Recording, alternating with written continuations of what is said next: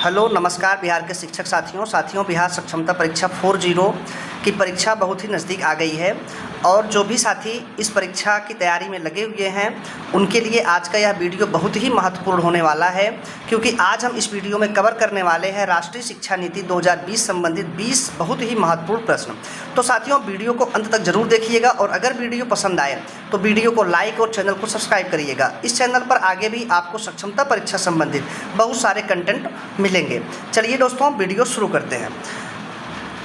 पहला क्वेश्चन है, NEP 2020 में स्कूल शिक्षा का नया ढांचा क्या है? तो साथियों NEP 2020 में जो स्कूल शिक्षा का नया ढांचा है वो है 5+3+3+4। इसका मतलब ये हुआ 5 क्या है, ये फाउंडेशनल है। 5 हमारा पहले जो था क्या था दोस्तों, वो था 10+2। पहले 10+2 था, बाद में 5+3+3+4 किया गया। 5 साल फाउंडेशनल होगा। 3 वर्ष जो है ये है हमारा क्या, प्रीपरेटरी। इसके बाद 3 वर्ष जो है ये हमारा मिडल है और 4 वर्ष हमारा ये है सेकेंडरी स्टेज। चलिए दोस्तों अगले क्वेश्चन पर बढ़ते हैं। फाउंडेशनल स्टेज में कितने वर्ष शामिल हैं? तो अभी हम लोगों ने पढ़ा कि फाउंडेशनल स्टेज में कितने वर्ष शामिल हैं दोस्तों, 5 वर्ष। अच्छा, इस 5 वर्ष को भी हमने 2 भागों में बांट दिया है। हमारी शिक्षा नीति में 2 भागों में बांटा गया है, 3+2। ये 3 साल जो है ये हमारा है प्री स्कूल, जिसको हम क्या बोलते हैं, आंगनबाड़ी बोलते हैं। ठीक है, क्या बोलते हैं, आंगनबाड़ी। और ये जो हमारा 2 है ये कक्षा 1 और कक्षा 2। ठीक है, चलिए दोस्तों अगला क्वेश्चन, FLN जिसका पूरा नाम क्या है, फाउंडेशनल लिटरेसी एंड न्यूमरेसी का लक्ष्य कब तक का है? इसका मतलब होता है, हिंदी में इसका नाम होता है दोस्तों बुनियादी साक्षरता। देखिए लिख दे रहा हूँ यहाँ पर मैं, बुनियादी साक्षरता, आप लोग लिख लीजिएगा, साक्षरता व संख्या ज्ञान। ठीक है, मतलब गिनना।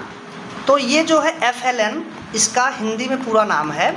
तो इसका लक्ष्य कब तक का है? तो दोस्तों इसका जो लक्ष्य रखा गया है ये रखा गया है 2025 तक। ऑप्शन बी हमारा सही है। चलिए अगले क्वेश्चन पर हम चलते हैं। NEP 2020 के अनुसार कक्षा 5 तक शिक्षा किस भाषा में देने पर जोर है? अंग्रेजी में, मातृभाषा में, संस्कृत में है, द्विभाषी है। तो ऑप्शन बी हमारा यहाँ भी सही है, मातृभाषा में। दोस्तों मातृभाषा या इसी को हम और क्या कह सकते हैं, स्थानीय भाषा। तो कक्षा 5 तक की जो शिक्षा देने की जो व्यवस्था की गई है राष्ट्रीय शिक्षा नीति 2020 में वो मातृभाषा में की गई है। और अगर संभव हो तो ये जो भाषा है इसको हम कक्षा 8 तक भी बढ़ा सकते हैं। अगर संभव हो तो कक्षा 8 तक भी किया जा सकता है। चलिए अगले क्वेश्चन पर हम बढ़ते हैं। कक्षा 6 से क्या नया जोड़ा गया है? जीके, व्यावसायिक शिक्षा, अर्थशास्त्र या कंप्यूटर? तो दोस्तों इसमें जो है व्यावसायिक शिक्षा को कक्षा 6 से जोड़ दिया गया है। ठीक है, कक्षा 6 में क्या किया गया, बच्चों को स्किल आधारित शिक्षा देने के लिए, कैसी शिक्षा, स्किल आधारित शिक्षा देने के लिए दोस्तों व्यावसायिक शिक्षा को उनके पाठ्यक्रम में जोड़ दिया गया। व्यावसायिक शिक्षा के साथ साथ एक शिक्षा और जोड़ी गई, उसको हम क्या कहते हैं, कोडिंग शिक्षा। ये दो प्रकार की शिक्षाएं हम क्या कर दी गई हैं, कक्षा 6 से जोड़ी गई हैं। चलिए अगले क्वेश्चन पर हम चलते हैं। अगला क्वेश्चन हमारा, NEP 2020 में बोर्ड एग्ज़ाम्स कैसे होंगे? तो साथियों बोर्ड एग्ज़ाम जो होंगे हमारे अब वो होंगे साल भर में 2 बार। साल भर में 2 बार बोर्ड एग्ज़ाम कराए जाएंगे। ऐसा इसलिए किया गया है ताकि विद्यार्थियों को अच्छा स्कोर पाने का एक दूसरा मौका मिल सके, मतलब सेकंड चांस दिया गया है। अगर किसी कारणवश विद्यार्थी जो है वो अपने मार्क्स एक बार कम पाता है तो अगली बार वो मेहनत करके अच्छे मार्क्स इंप्रूव कर सके। चलिए अगला क्वेश्चन क्या है हमारा, रिपोर्ट कार्ड जो बच्चों को दिया जाता है उसमें क्या नया जोड़ा जाएगा 2020 शिक्षा नीति से? सिर्फ नंबर दिखेगा, 360 डिग्री प्रगति कार्ड उसमें जोड़ा जाएगा, सिर्फ टीचर की टिप्पणी दिखेगी, सिर्फ पेरेंट्स की टिप्पणी। देखिए जब भी ऐसे क्वेश्चन है जहाँ पे सिर्फ वो ये निगेटिव होते हैं तो इनको हम तुरंत गलत काट देंगे। हमारा ये जो है 360 डिग्री प्रगति कार्ड, देखिए 360 डिग्री प्रगति कार्ड का मतलब दोस्तों ये होता है कि इसमें शिक्षक जो टीचर होगा, शिक्षक जो आप लोग बनेंगे, आपकी राय, और जो छात्र होगा पढ़ने वाला विद्यार्थी उसकी राय, प्लस उसके जो सहपाठी होंगे उनकी राय, उनका जो भी होगा राय वो शामिल करके एक कार्ड बनाया जाएगा जिसको हम कहेंगे 360 डिग्री प्रगति कार्ड, और इसी को जोड़ दिया जाएगा किसमें, रिपोर्ट कार्ड में। तो ये बहुत ही बढ़िया व्यवस्था है। अगला क्वेश्चन हमारा ECCE का क्या मतलब होता है। तो साथियों देखो, ECCE जो है हमारा ECCE, इसका जो पूरा नाम होता है, ये पूरा नाम इसका है अर्ली, इसका पूरा नाम क्या है, अर्ली चाइल्डहुड। आप लोग लिख लीजिएगा, ये सब चीज़ें पूछा जाता है। Early childhood care and education, ठीक है, एजुकेशन, ये इसका इंग्लिश में पूरा नाम है, और इसी का हिंदी रूपांतरण क्या है, प्रारंभिक बाल देखभाल और शिक्षा। तो ऑप्शन ए हमारा यहाँ पर सही हो जाएगा। देखिए साथियों, है क्या कि 3 से 6 साल के बच्चों को कब से कब तक, देखिए इसको भी याद रखिएगा, 3 से 6 वर्ष तक के बच्चों को क्या किया गया, गुणवत्तापूर्ण प्री स्कूल में शिक्षा देने की व्यवस्था। मतलब प्री स्कूल जो उनका है, जो भी हम लोगों ने देखा था, प्री स्कूल मतलब 5 साल जो हम लोगों ने बनाया था यहाँ पे, इसमें 3 साल प्लस 2 साल किया था, उसमें जो प्री स्कूल हमारा था, मतलब 3 से 6 वर्ष तक के जो भी बच्चे हैं उनको गुणवत्तापूर्ण शिक्षा देने की जो व्यवस्था है, उसी को हम क्या कहते हैं, ECCE, मतलब प्रारंभिक बाल देखभाल और शिक्षा। चलिए अगला क्वेश्चन है हमारा, पाठ्यचर्या ढांचा NCF कितने समय में बदलेगा। देखिए NCF क्या होता है, NCF का जो पूरा नाम है वो है नेशनल करिकुलम फ्रेमवर्क। तो ये कितने साल में बदलता है, तो ये साथियों बदलता है 5 से 10 साल में। इसको बदलने का प्रावधान किया गया है 5 से 10 वर्ष में, इसको आप लोग ध्यान रखिएगा। यहाँ पर ऑप्शन में हर 5 साल में ऐसा कुछ नहीं है, 5 से 10 साल के बीच में कभी भी पाठ्यचर्या ढांचा NCF बदला जा सकता है, तो इसको याद रखिएगा। चलिए अगले क्वेश्चन पर, शिक्षक शिक्षा में बड़ा बदलाव क्या है। मतलब जो हमारी शिक्षा नीति आई है 2020 वाली, उसमें शिक्षक के लिए क्या बदलाव किया गया। तो साथियों देखिए, इसमें शिक्षकों के लिए कहा गया कि आप भैया 4 ईयर मतलब 4 साल इंटीग्रेटेड बीएड करना है, ये इनके लिए बदलाव लाया गया है। कितना, 4 साल इंटीग्रेटेड बीएड। चलिए अगले क्वेश्चन पर हम चलते हैं। अगला क्वेश्चन है हमारा, NETF का काम क्या है। तो देखिए NETF का जो काम होता है वो होता है शिक्षा में तकनीक लाना।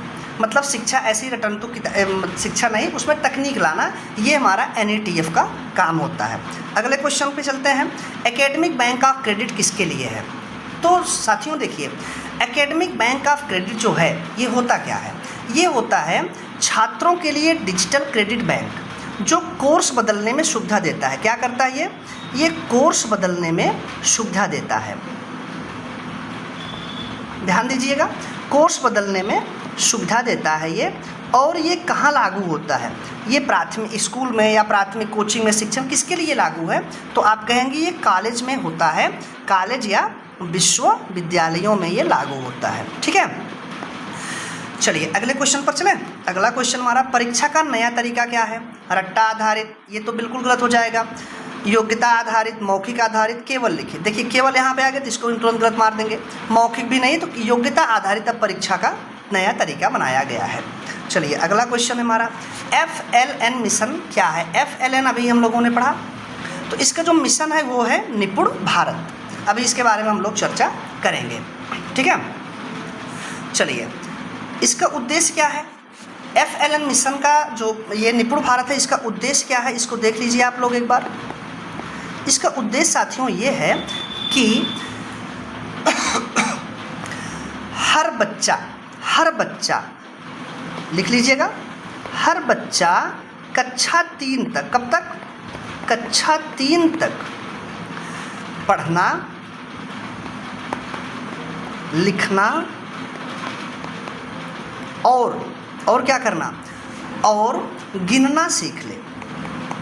ये इसका उद्देश्य है। FLN का उद्देश्य यही है, मतलब बुनियादी साक्षरता एवं संख्या ज्ञान। हर बच्चा कक्षा 3 तक पढ़ना, लिखना एवं गिनना सीख ले, यही FLN मिशन है। और ये निपुण भारत इसका मतलब इसका नाम है। चलिए अगले क्वेश्चन पर चलते हैं।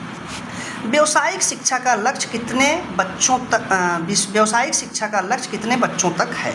देखिए, व्यावसायिक शिक्षा का जो लक्ष्य है वो 50% बच्चों तक है, और यह जो लक्ष्य रखा गया साथियों वो रखा गया है 2030 तक।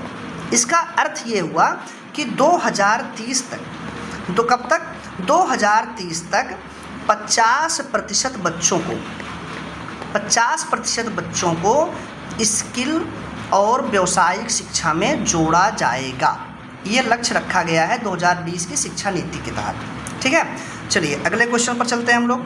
कौन सा भाषा फार्मूला लागू है? मतलब जो राष्ट्रीय शिक्षा नीति 2020 है उसके तहत कौन सा भाषा फार्मूला लागू है?